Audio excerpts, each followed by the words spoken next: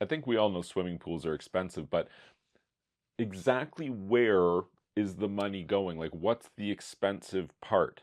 And I guess that list starts with just buying and installing a pool. Aside from, like, I don't know, an inflatable pool or a portable temporary 1 year pool that you pick up from the local hardware store, any kind of in-ground or even semi in-ground pool, it's going to cost you a lot of money. I think prohibitively expensive would be a great way to describe the cost of a swimming pool. Like, I mean, I suppose everyone would have a swimming pool if they were affordable, but they're not really affordable. You got to love swimming and you got to invest into this desire to want to have a pool in your backyard if you want any kind of permanent or in-ground swimming pool structure.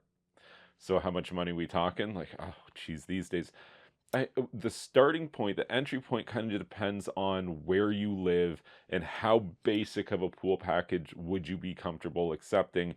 Uh, 50,000, 60,000 for an in-ground pool, maybe a little less depending on where you live, but most places won't touch those numbers. Even for the most modest, most basic in-ground pool package, it's going to be in excess of that. And it is not uncommon at all to spend 100, 200, or $300,000 on your swimming pool package. By the time you factor everything in, there's hardscaping, and then there's plants and bushes and shrubs you have to buy, and electrical provisions and natural gas or propane, and then all the swimming pool stuff itself, which is obviously expensive. So prohibitively expensive is how much swimming pools cost to install.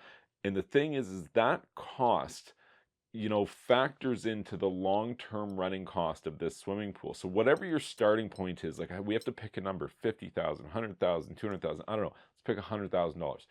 What your $100,000 swimming pool is going to need fairly appreciable maintenance or repair cycles that you need to be prepared for in advance, or most people would need to be prepared for in advance. And I believe that represents the single most expensive cost component aside from the buying and installing of the pool itself.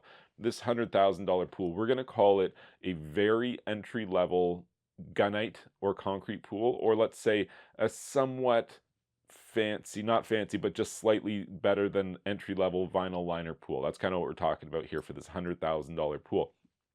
So you're going to need to start planning ahead for the larger maintenance points. If it's a concrete pool, you're going to have your tile work and your plaster work. If it's a vinyl liner pool, you're going to have liners that you're going to have to be installing, as well as coping or something like that. So those costs definitely add up, and especially in the world of concrete pools, they're well known for being punishingly expensive when it comes to some of the maintenance items like tile and interior surfaces.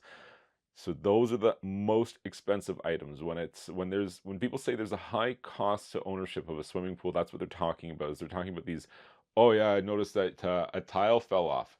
How much is that going to be? Oh, it's about $20,000 to fix that. And you're like, what are you talking about? Just stick the tile on.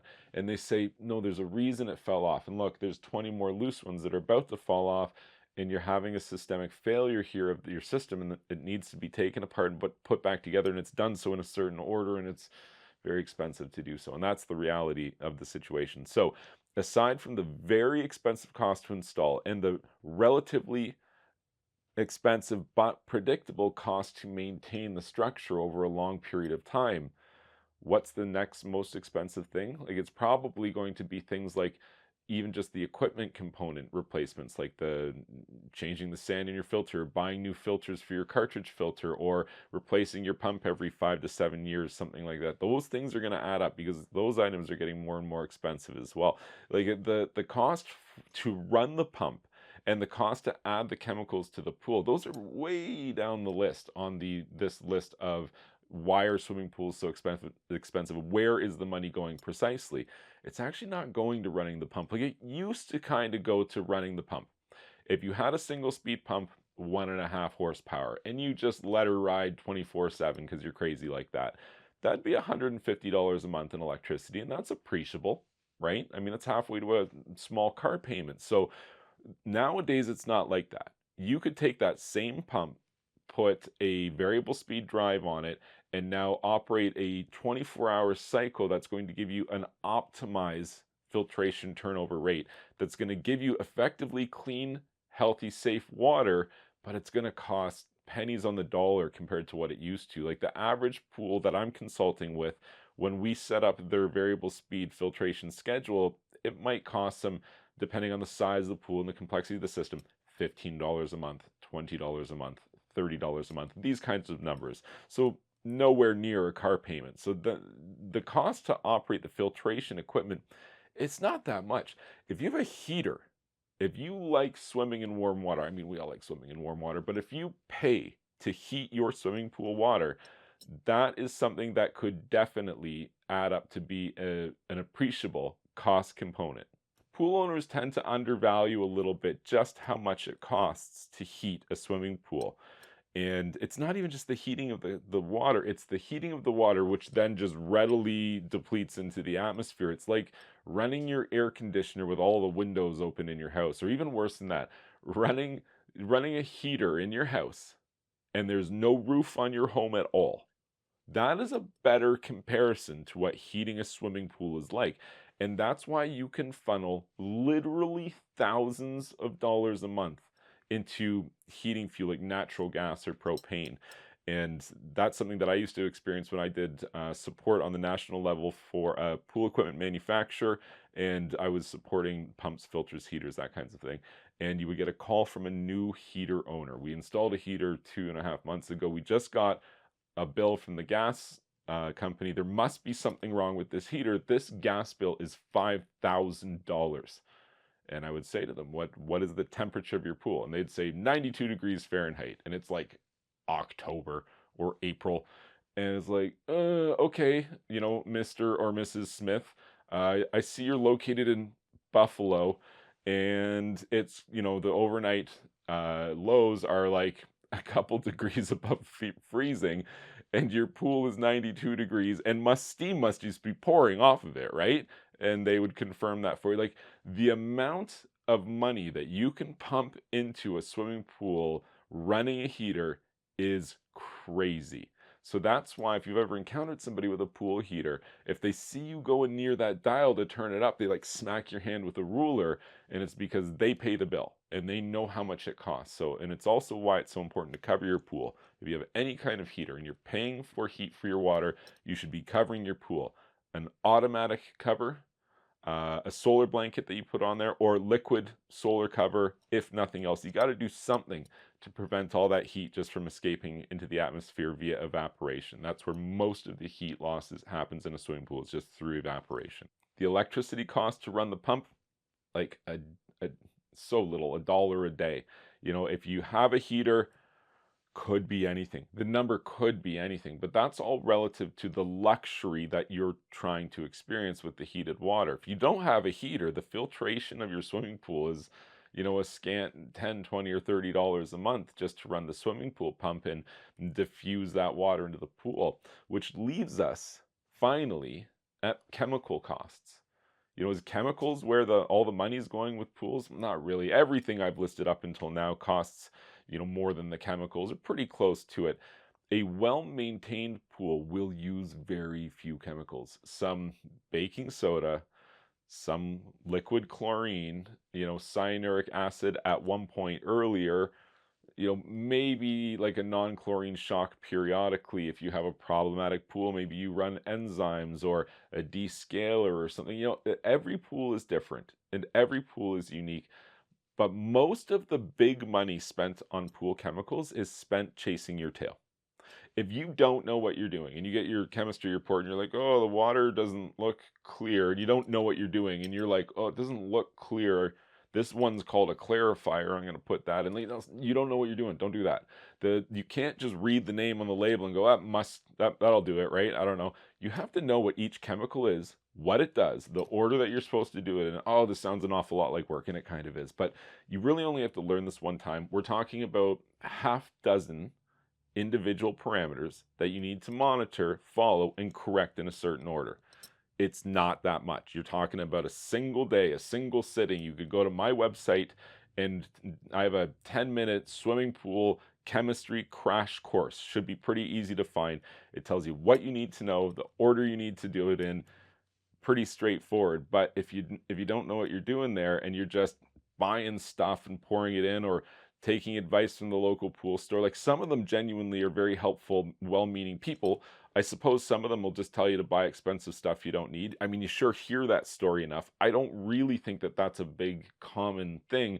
I think more often swimming pool stores are staffed with people that are not that knowledgeable themselves. Summer students who are taking some other thing and they're just doing some work for the summer. They receive a minimal amount of education on the industry, and then they're just thrown to the wolves at the water test lab counter, testing water 12 hours a day. And if the printout says that you need, to run this chemical, they tell you to run it. They don't actually know what they're talking about. They're just giving you what the printout says and reading it off the paper to you. So you can end up getting some bad advice or some advice that's not that great because you're mixing and matching advice from different sources. You don't know how to discern the good pool chemistry advice from the bad pool chemistry advice. And ultimately, you can end up spending more than you should on chemicals, but it's still not that much compared to everything else on the list here. And if you know what you're doing and you're just using basically some baking soda and some liquid chlorine and maybe a few other small maintenance items for chemicals, something to, lower the pH periodically, these things could run you $25, $50 a month if you include some algicides or a clarifier. So these costs are low. We're talking about $100 all in for the regular filtration of your pool, adding all of the chemicals that you're going to need, maybe even putting a few dollars away for replacement filters for your cartridge filter every 3 to 5 years, or replacement bearings or service for your pump every, 3 to 5 years. I think that's a reasonable number, $100 a month. But you know what that doesn't cover? That doesn't cover the big maintenance points. It doesn't cover a $20,000 tile band on your pool, or a $12,000 liner and coping job, or a new floor in your pool. Like, these are expensive. A pool light. Oh, your light burned out early. Did it? Too bad for you. That happens a lot, unfortunately.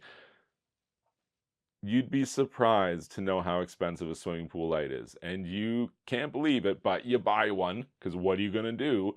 And you install it, and the next year, are you kidding me? It's burnt out again?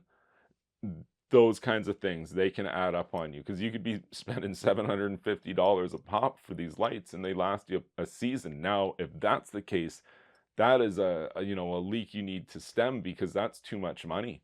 And you can't keep spending that kind of money. And I'm sure you agree with me, but the problem is you should have a light. Light's part of your minimum safety equipment package for a swimming pool. What it sounds like you need is an electrical specialist to maybe diagnose if there's something going on here outside of the bulbs just failing. Or maybe you should do some research into those particular bulbs from that particular manufacturer. Maybe they're a known problem.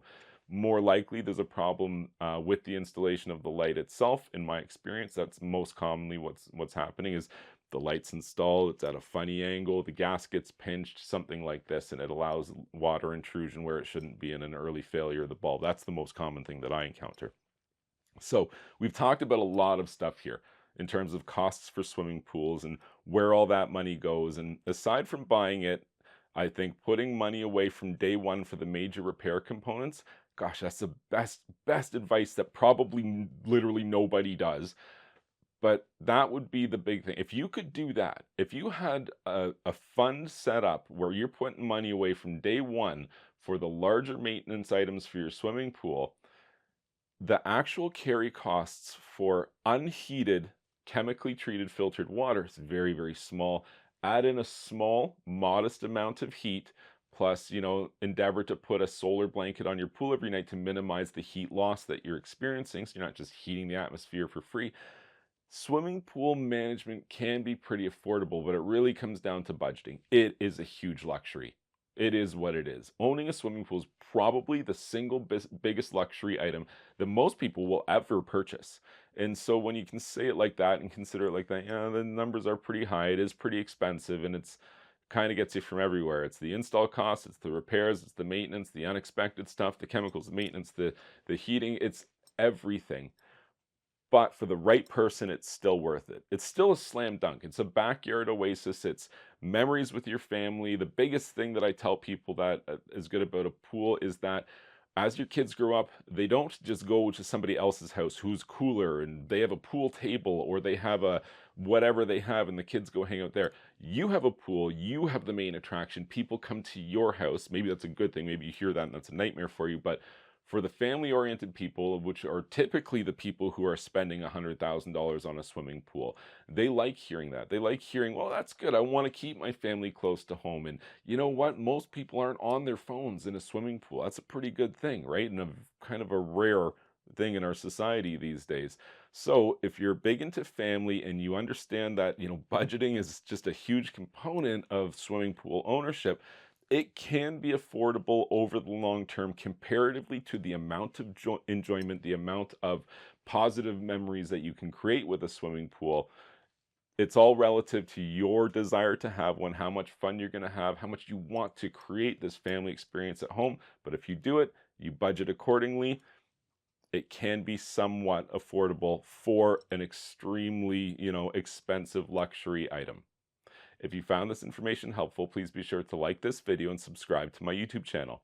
And you can check out my website, swimmingpoolsteve.com.